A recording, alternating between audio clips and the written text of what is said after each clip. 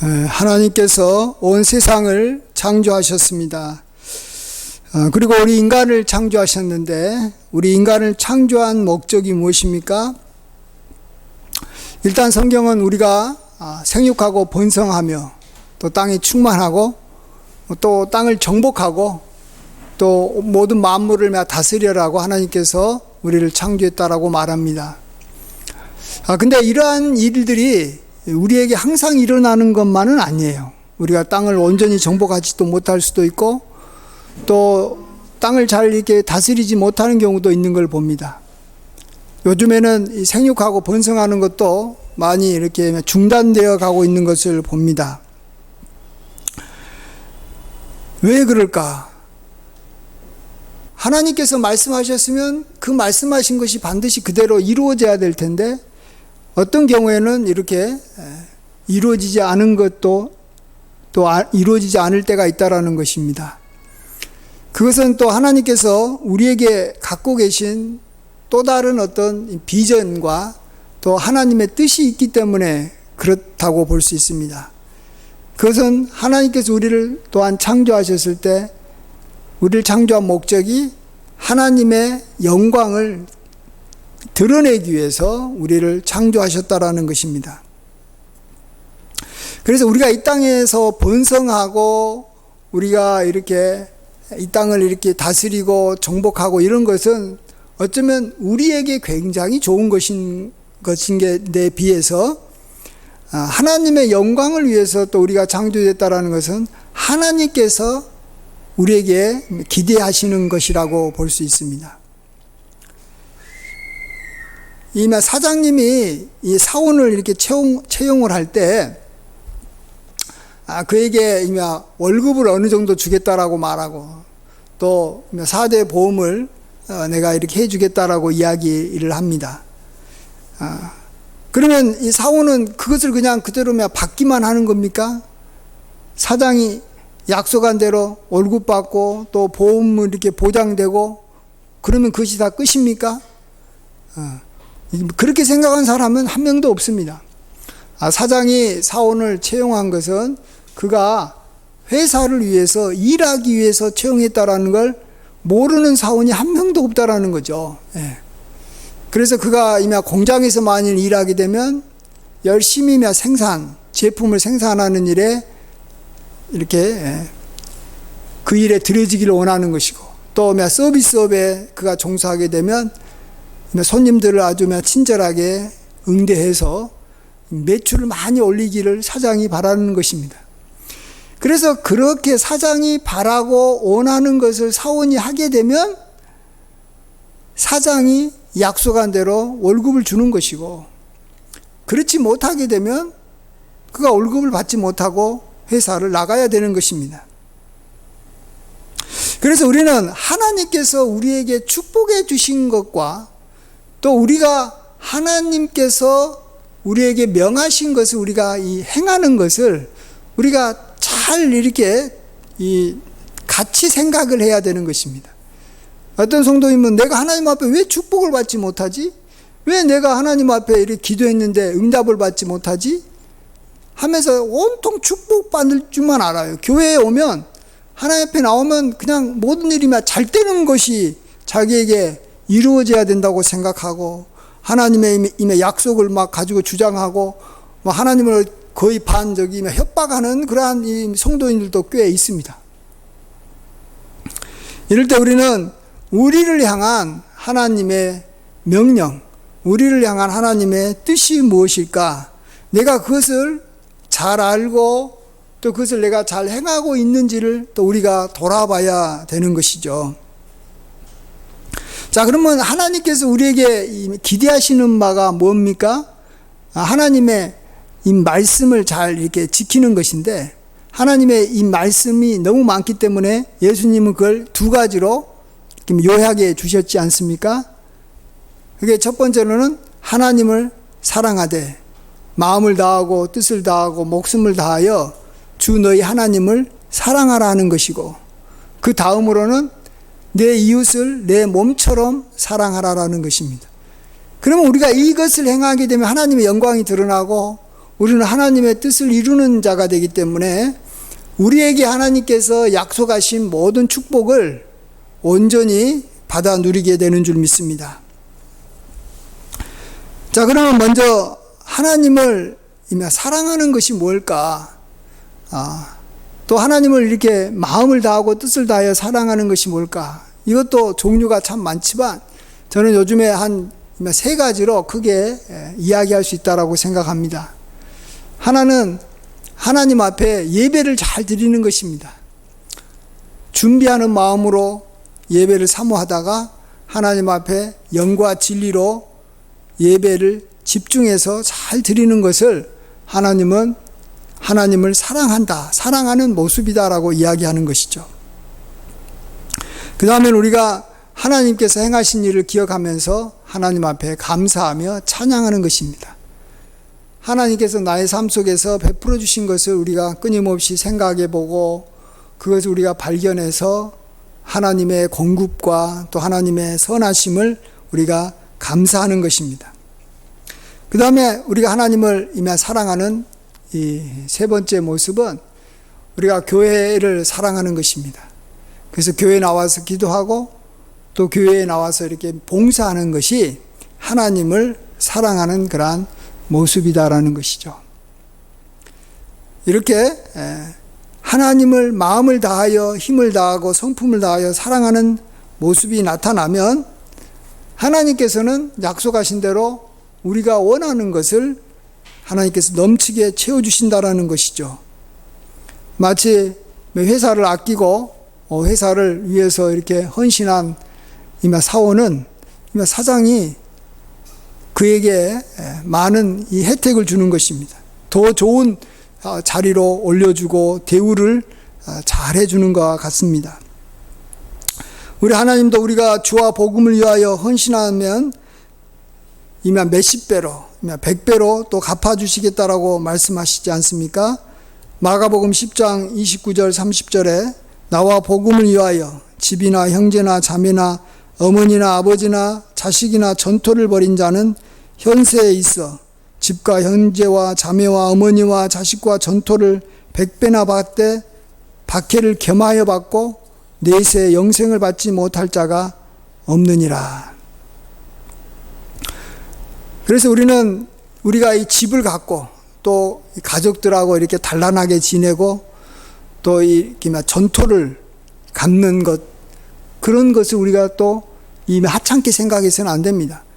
그것이 우리로 하여금 하나님을 위해서 살아가는데 굉장히 큰 동기가 되기 때문에 그런 것입니다. 어떤 사람은 나는 하나님과 복음을 위해서 나는 모든 걸 다 이렇게 버리겠다, 그리고 하나님만을 위해 살겠다, 이런 분들이 간혹 있습니다. 근데 하나님은 그 말을 믿지 않습니다. 우리가 결국은 하나님을 위해서 열심히 살게 될 때 하나님께서 우리가 버린 것을 100배로 하나님께서 갚아주실 것을 믿고 사는 사람이 훨씬 더 하나님을 진정으로 더 사랑하고 자원해서 사랑하고 주와 복음을 위해서 헌신한다는 걸 하나님 너무나 잘 아시기 때문에 그런 것입니다. 어떤 사원이 나는 월급도 받지 않고 회사와 사장님을 위해서 헌신하겠습니다. 말은 그렇게 하죠. 말은 그렇게 하지만 속으로는 사장님이 나한테 나중에 월급 안 주면 나 회사 때려치고 딴 데로 더 월급 많이 주는 데로 갈 거야. 다 그렇게 생각하는 거 아닙니까? 그게 사람인 것입니다. 우리가 그걸 인정해야 됩니다. 사장님 앞에서는 저는 아무것도 필요 없습니다. 회사 이렇게 취업만 시켜주시면 제가 쥐꼬리만한 월급만 받아도 열심히 일하겠습니다. 처음에는 그렇게 말할지 모르겠습니다만 그런 생각을 갖고 있는 사람은 오랫동안 회사를 위해서 헌신할 수는 없고 진정으로 마음을 다해서 헌신하지는 않는 것입니다. 그래서 우리는 하나님 앞에 우리가 원하는 것에 대해서 또 하나님께서 약속하신 축복에 대해서도 간절히 사모하면서 또 하나님께서 우리에게 바라는, 우리가 하나님을 위해서 해야 될 것을 우리가 이렇게 진정으로 열심히 우리가 해야 되는 것이죠. 그 다음에 우리 두 번째로 하나님께서 우리에게 바라시는 것은 이웃을 사랑하되 내 몸처럼 사랑하는 것입니다. 자, 그러면 내가 이웃을 내 몸처럼 사랑한다는 것이 뭘까? 저는 그것을 아주 잘 보여주는 것이 고린도전서 13장에 있는 이마 사랑의 은사들의 여러 가지 모습이다라고 생각합니다. 이웃을 내 몸처럼 사랑하는 사람은 어떠합니까? 오래 참습니다. 그리고 그에게 온유하게 대합니다. 이웃을 내 몸처럼 생각하면 시기하지 않습니다. 자기와 같이 생각하니까 뭘 시기할 게 뭐가 있어요. 그 다음에 그를 이렇게 또 그에게 이마 자랑하지 않습니다. 내가 너보다 이렇게 잘났다라고 자꾸 이렇게 증명하려고 하지 않습니다. 또 교만하지 않습니다. 무례히 행치 않고 자기의 유익을 구하지 아니하며 성내지 아니하며 악한 것을 생각지 아니하고 불의를 기뻐하지 아니하고 진리와 함께 기뻐하고 모든 것을 참으며 모든 것을 믿으며 모든 것을 바라고 모든 것을 견딘다라는 것이죠. 우리가 이웃을 내 몸처럼 사랑한다라는 것에 대해서 막연하게 생각하지 말고 이렇게 고린도전서 13장에 나와 있는 그러한 사랑의 은사의 모습을 비추어서 내가 정말로 이웃을 이렇게 사랑하고 있는지 돌아봐야 됩니다. 우리가 이렇게 이웃을 사랑해야지만이 우리가 하나님으로부터 약속받은 것을 온전히 받아서 우리가 복되게 살아가기 때문에 그런 것입니다. 우리가 결국 우리가 죄라는 것은 뭡니까? 대부분의 죄는 이웃을 내 몸처럼 사랑하지 않고 이웃에게 해를 끼치는 거예요. 그게 죄가 돼가지고 우리가 하나님으로부터 받아 누리는 그러한 축복들을 온전히 받지 못하는 거 아니겠습니까? 자, 근데 우리는 그렇게 말해요. 나도 이웃을 사랑하기를 원하는데 나는 본래부터 우리 조상 쪽부터 물려받은 이 성품이 영 안 좋아서 나 오래 참지 못하겠다. 우리 아버지도 화를 잘 내는 사람인데 나도 모르게 화도 잘 낼 수밖에 없는데 어떻게 하냐. 또 나는 이렇게 남이 잘 되는 건 정말로 이렇게 못 보겠어. 나는 워낙 이미 경쟁심이 좀 심해가지고 이미 시기하고 질투하는 것이 그냥 몸에 배어있는데 어떻게 하라는 것이냐. 우리 속에서 자꾸 그런 생각이 듭니다. 예. 그렇기 때문에 하나님께서는 뭐라고 말씀하십니까? 내가 이웃을 내 몸처럼 사랑하는 데 필요한 것을 은사로 주겠다라는 거예요. 선물로 주겠다라는 거예요. 우리가 은사로 준다라는 건 뭡니까? 내가 갖고 있으면 그걸 선물로 받을 필요가 없어요. 갖고 있는 걸 뭐하러 받습니까? 내가 있는데. 내가 없는 것을 누가 선물 줄 때 기쁜 거 아닙니까? 우리 집에 이렇게 쌀이 막 이 창고에 이렇게 쌓아져 있는데 어떤 사람이 쌀을 이렇게 한 가마 갖고 와가지고 선물입니다라고 줘보세요. 그게 뭐가 필요합니까? 정말로 쌀이 필요 없어요. 예. 근데 내가 갖고 있지 않은 거, 아주 나는 이 좋은 그릇을 하나 갖고 싶었는데 어떤 사람이 정말로 이렇게 막 이 세계에서 이렇게 가장 귀한 이 값진 그릇을 나한테 선물해 주면 그게 좋은 거예요. 여러분, 사랑의 은사를 누가 간절히 원하고 또 하나님께서 누구에게 주시기를 원합니까? 사랑의 은사가 없는 사람이에요. 오래 참지 못하는 사람한테 하나님께서 주시겠다라는 거예요. 성내는 사람한테 성내지 않게 하나님께서 은사로 주시겠다라는 거예요. 그래서 우리가 하나님으로부터 은사를 받아서 이웃을 내 몸처럼 사랑하는 거예요. 이것은 우리가 정말로 이웃을 내 몸처럼 진정으로 사랑하기를 하나님께서 원하시기 때문에 모든 것을 필요한 것을 다 주겠다라는 것이에요. 그래서 사랑의 은사라고 말하는 것입니다. 이것은 마치 어떤 회사 사원이 회사에서 능력 있게 일하기를 원하는데 또 회사를 위해서 크게 기여하기를 원하는데 이 회사 직원 자체가 능력이 없는 거예요. 능력이 없으니까 일을 못 하잖아요. 그럼 어떻게 합니까? 이 사장님이 그를 정말로 귀히 여긴다면 그를 이렇게 재교육시키는 거예요. 예. 능력 향상하는 그러한 곳에 보내가지고 배우게 하는 거예요. 또 그가 더 나은 첨단 아주 좋은 기술을 그가 이렇게 갖고 있지 못하면 그걸 갖고 있는 그 사람을 찾게 하고 그것이 국내에 없으면 해외에 유학이라도 보내가지고 진짜 이 좋은 회사 같은 경우는 해외까지 가서 연수를 시키지 않습니까? 해외 연수를 몇 년 시키고 그를 다시 데려와가지고 일시키는 거예요. 마찬가지로 하나님께서는 우리가 사랑의 은사가 없다라는 걸 알기 때문에 우리에게 사랑의 은사를 주시겠다라는 거예요. 그래서 결국 우리가 만일 이웃을 내 몸처럼 사랑하지 않으면 우리는 그것에 대해서 어떤 핑계도 될 수 없는 거예요.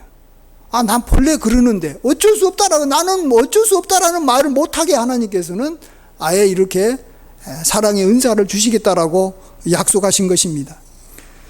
우리는 반드시 이웃을 내 몸처럼 사랑해야지만이 하나님께서도 기뻐하시고 우리가 이 땅에서 복되게 살아갈 수 있기 때문에 우리는 그냥 이웃을 내 몸처럼 사랑하면 좋은 것이고 사랑 안 하면 뭐 어쩔 수 없다, 이런 식으로 우리가 살 수는 없다라는 것입니다.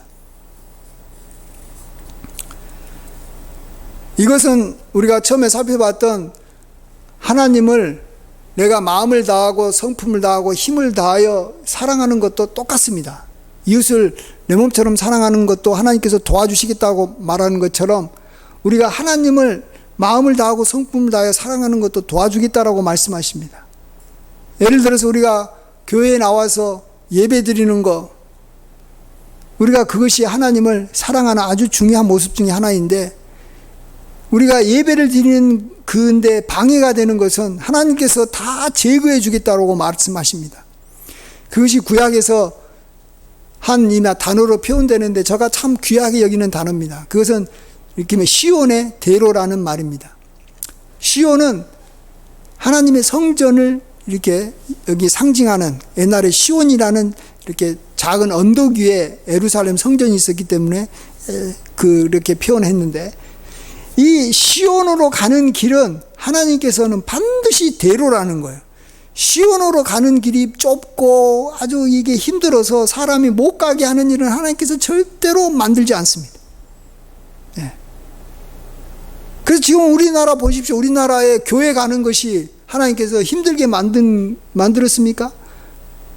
교회 나가는데 우리나라 정말 시골 얘기만 산골에도 하나님께서는 반드시 교회를 세워주십니다. 교회 나가는 게 어렵지 않아요. 좀만 걸어가면 다 교회 있어요. 그렇기 때문에 우리가 만일 하나님께 나아가서 예배드리지 않는다면 내가 교회가 멀어가지고요, 나는 뭐 어쩔 수 없었어요, 나 하나님 정말로 사랑하고 싶었는데 그렇게 사랑을 표현할 수 없었습니다, 이런 말은 절대 못하게 만드는 것입니다. 제가 이전 교회에 있을 때 여기 원주 여기 명성 이렇게 수양관에 지금 이렇게 여름이 되면 산상성의가 있어서 우리 교인들과 같이 이렇게 같이 가서 예배에 참석하고 또 은혜 받기를 원했는데 이게 너무 먼 거예요. 예. 특별히 경상도 쪽으로 저쪽 진주로 해가지고 이렇게 경상도 쪽으로 이렇게 올라가다 보면 이렇게 이 길도 이렇게 올라갔다 내려갔다 하면서 막 힘들 뿐만 아니라 시간도 많이 걸렸어요. 근데 하나님께서는 참 감사하게도 얼마 안 가서 이렇게 충청도 쪽에 새로운 도로를 하나 이렇게 만들어 주셨어요. 그렇기 때문에 이렇게 완주에서 이렇게 순천간 이 고속도로가 있어가지고 그 길을 타고 그냥 바로 갔다가 이 충청도 쪽에서 오른쪽으로 꺾여가지고 이렇게 제천 쪽으로 간 다음에 원주로 올라가면 굉장히 빨리 갈 수 있게 됩니다. 저는 그걸 보면서 하나님께서 이렇게 이 하나님 앞에 예배 드리는 그러한 것에는 반드시 이 대로를 만들어 주신다라는 거예요. 그래서 하나님은 우리를 도와주시는 거예요. 우리가 하나님께서 기뻐하는 일을 하지만 우리가 절대로 하나님께서 기뻐하는 일을 할 때는 이게 힘들지 않게, 그렇게 어렵지 않게 할 수 있도록 도와주는 거예요. 마치 회사에서 이렇게 사원들이 일할 수 있는 어떤 환경을 잘 이렇게 조성해 주는 것이 좋은 회사 아닙니까? 일하는데 막 힘들게 만들면 안 되죠. 쉬는 시간도 충분히 주고 또 일할 수 있는 환경도 쾌적하게 만들고 또 일하는데 필요한데 어떤 이 도구가 필요하고 기기가 필요하면 사장님은 그걸 사가지고 안전하게 이 효율적으로 일할 수 있도록 도와주는 겁니다. 우리가 정말로 하나님을 마음을 다해서 사랑하고 그래서 예배 드리고 찬양하고 또 교회에 나와서 이렇게 기도하고 봉사하는데 하나도 어렵지 않도록 하나님께서는 지원해 주시는 거예요. 그리고 이웃을 내 몸처럼 사랑하는데 필요한 은사가 있다면 다 주시는 거예요. 그래서 우리가 하나님께서 기뻐하는 일을 온전히 할 수 있도록 도와주시고 또 그걸 온전히 잘하면 잘했다고 하면서 하나님께서 약속하신 대로 우리가 수고한 것에 수십 배로 하나님께서는 또 축복해 주시는 거예요. 우리가 바라는 게 뭐겠습니까? 집과 전토와 우리의 가족들과 이런 화목하게 복되게 살아가는 거 아니겠습니까? 이런 걸 하나님께서는 다 우리에게 주신다라는 것입니다. 우리가 이 갖기를 원하는 것을 다 갖고 있는 이 나라가 한 나라가 있는데, 그것은 이 덴마크라는 이 나라입니다. 덴마크는 세계에서 가장 뛰어난 의료보험 제도를 갖추어 가지고 누구나 병이 나면 한 푼도 돈을 안 내고 입원해서 치료받고 또 약을 받을 수 있는 나라입니다. 또 이 나이가 만 65세가 되면 어떤 연금이든 간에 65세가 되면 다 연금을 받게 만들었고, 또 연금을 내지 않았던 사람도 65세가 되면 연금을 준답니다. 또 교육제도는 유치원부터 대학원까지 모든 학교에 등록금과 수업료가 없고, 또 외국 유학생들에게도 등록금과 수업료를 안 받는다고 합니다. 또 대학교부터는 한 달에 이면 $300, 우리나라 돈으로 한 335만 원 정도씩을 늘 주는 거예요. 용돈을 주는 거예요. 그러니까 저는 덴마크에 살았으면 좋겠어요. 여러분도 덴마크에 이민 갈 수 있다면 그냥 가시는 것도 괜찮은 것 같아요. 우리가 바라는 거, 이 땅에서 우리가 얻기를 원하는 것을 그들이 다 갖고 있어요. 근데 여러분, 왜 이렇게 덴마크 땅이 우리가 바라는 것을 다 갖고 있는 나라가 됐을까?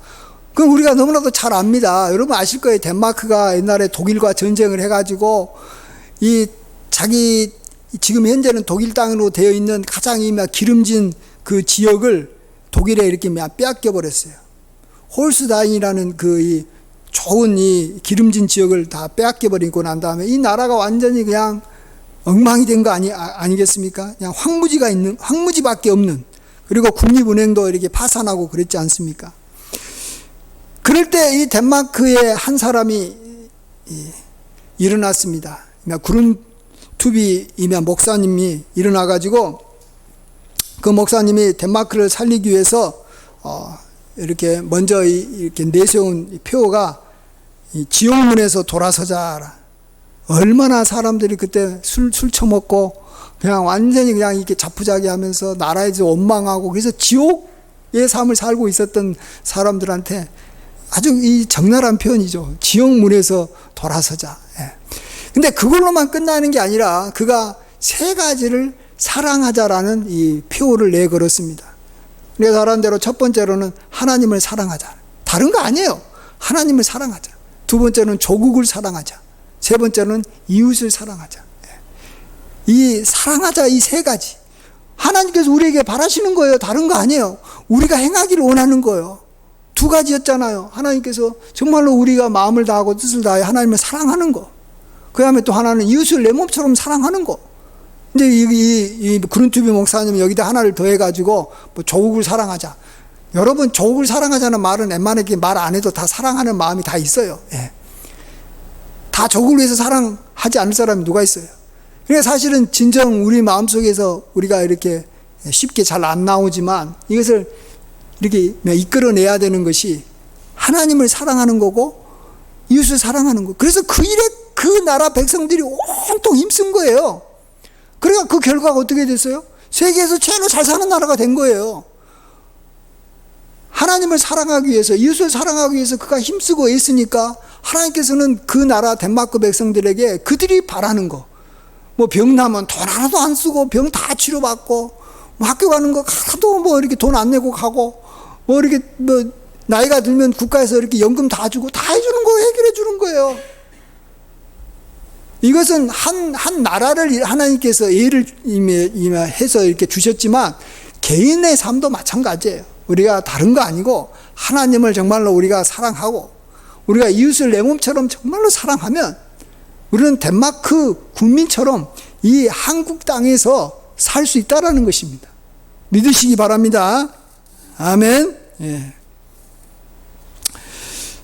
오늘 본문만 잠깐 생각해보고 마치려고 합니다. 예, 우리가 이제 좀 느헤미야라는 사람을 오늘 본문으로 제가 잡았는데, 먼저 느헤미야서의 배경은 남유다가 우리가 잘 안 대로 바벨론에게 멸망당해서 나라를 잃고 이제 다 포로로 끌려갔다가 이 바벨론이 얼마 가지 못해서 이 페르시아에 망했습니다.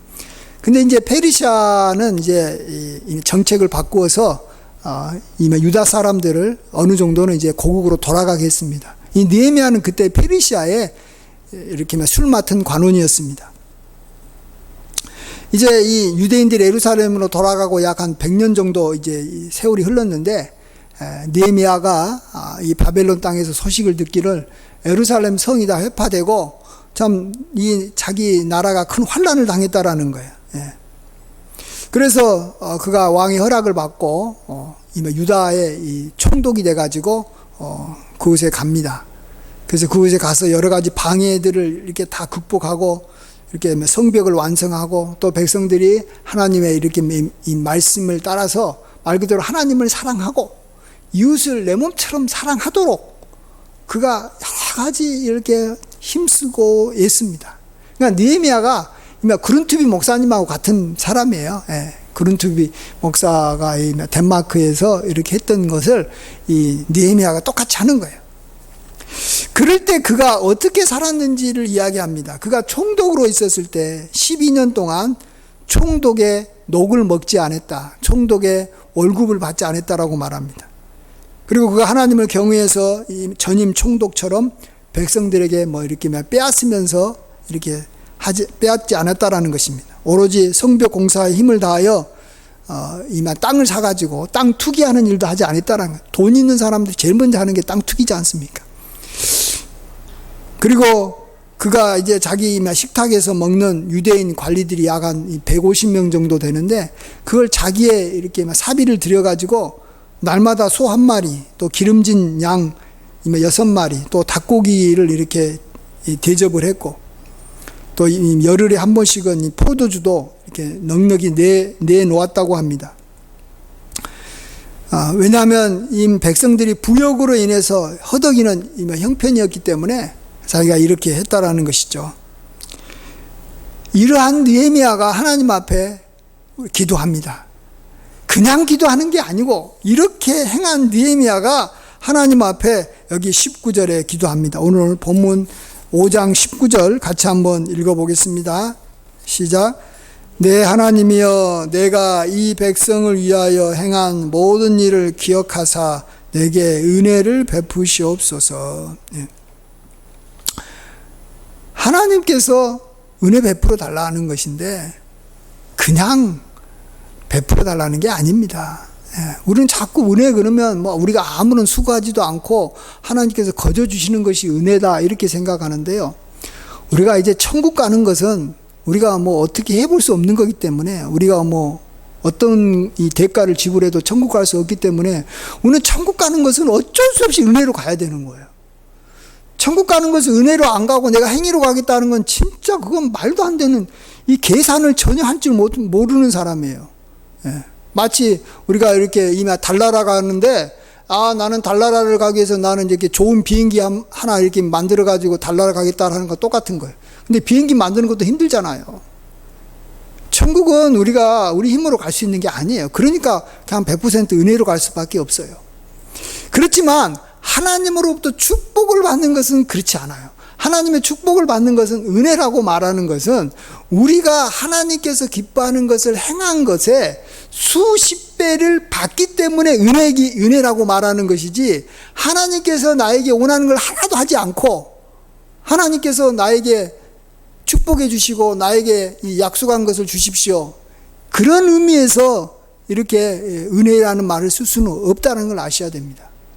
그러니까 내가 수고한 것에 하나님을 사랑하고 이웃을 내 몸처럼 사랑하는 것에 수십 배로 받기 때문에 은혜라는 것이지 내가 아무런 것도 안 해놓고 오로지 그냥 기도만 해가지고 내가 하나님 이렇게 도움이 필요한데 이렇게 해주세요 저렇게 해주세요 라고 해가지고 하나님께서 우리에게 그냥 주시지는 않는다라는 것입니다.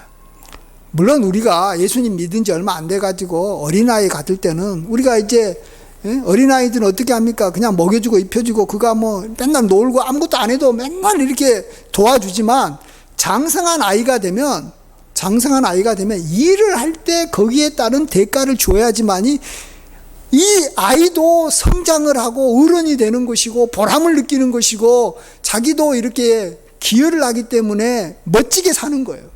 마찬가지로 우리 그리스도인들이 이제 교회 나와가지고 오래됐는데도 이웃을 내 몸처럼 사랑하지도 않고 하나님을 정말로 마음을 다하여 뜻을 다하여 사랑하지도 않으면서 하나님 내가 이러한 어려움이 있는데 도와주세요, 이렇게 말하는 것은 결코 응답받을 수 없는 기도라는 것을 우리가 아셔야 됩니다. 하나님을 사랑하는 것 자체도 굉장히 의미가 있고 우리를 행복하게 만드는 것이고, 이웃을 내 몸처럼 사랑하는 것도 그 자체가 이웃과 더불어 얼마나 복되게 살아가게 하는 겁니까? 다 좋은 거예요. 하나님께서는 어렵고 힘든 일을 시킨 게 아니라 좋은 일, 복된 일을 시키고 또 거기에 필요한 모든 자원과 모든 에너지를 다 주겠다라고 이야기했는데, 그럼에도 불구하고 그걸 제대로 하지도 않으면서 하나님 앞에 내가 원하는 것을 다 얻어내겠다, 그러니까 하나님 앞에 응답을 못 받는 거예요. 느헤미야 보십시오. 12년 동안 자기가 총독이니까 당연히 받아야 될 이 녹도, 백성들이 너무 힘들게 사니까 안 받지 않습니까? 그러면서 하나님 앞에 고백합니다. 하나님, 내가 이렇게 행한 행위를 하나님 기억하시고 내게 은혜를 베풀어 주십시오. 우리가 이렇게 기도를 해야 됩니다. 느헤미야처럼 우리가 기도해야 되는 것이죠. 그럼 우리가 비록 많이 하나님을 사랑하지 못하고 우리가 많이 이웃을 사랑하지 못했어도 조금이라도 이웃을 사랑했다면 하나님께서는 우리에게 수십 배로 갚아주실 줄 믿고 또 우리에게 축복해 주실 줄 믿습니다. 우리가 이런 느헤미야를 본받고 또 구른투비 목사님을 본받아서 정말 하나님을 사랑하고 이웃을 내 몸처럼 사랑해서 하나님으로부터 큰 복을 받고 있는 이 덴마크 사람들을 또 우리가 이렇게 잘 따라가서 그들처럼 되는 귀한 은혜가 저와 여러분에게 임하기를 간절히 축원드립니다. 아멘. 기도하겠습니다. 아버지 하나님, 우리가 은혜를 참으로 헛되게 받을 때가 참 많습니다. 하나님, 우리가 수고한 것에 수십 배로 갚아준다고 약속하셨지만 우리가 하나님 앞에 수고한 것이 하나도 없이 우리가 그저 이렇게 공짜로 하나님 앞에 잘되기만을 바라고 있습니다. 우리 마음속에 거지 근성이 있어서 우리 삶이 참으로 피폐해지고 우리가 이웃과 늘 다투고 또 하나님 앞에 정성스럽게 예배드리지 못하고 하나님의 말씀대로 순종하지 못하면서 살아가며 그냥 우리의 야망과 우리의 욕심만이 채워지기를 바라고 있습니다.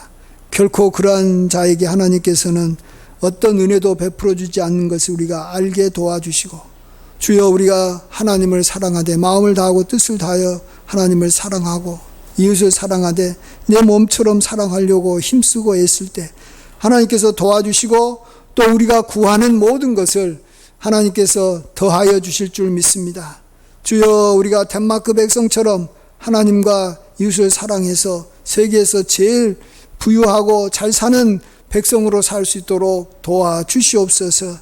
아버지 하나님께서 은혜 베풀어 주시고 또 우리가 느헤미야를 잘 본받아서 이렇게 느헤미야처럼 살아갈 수 있도록 도와주시옵소서. 감사드렸고 존귀하신 예수님의 귀하신 이름으로 기도하옵나이다. 아멘.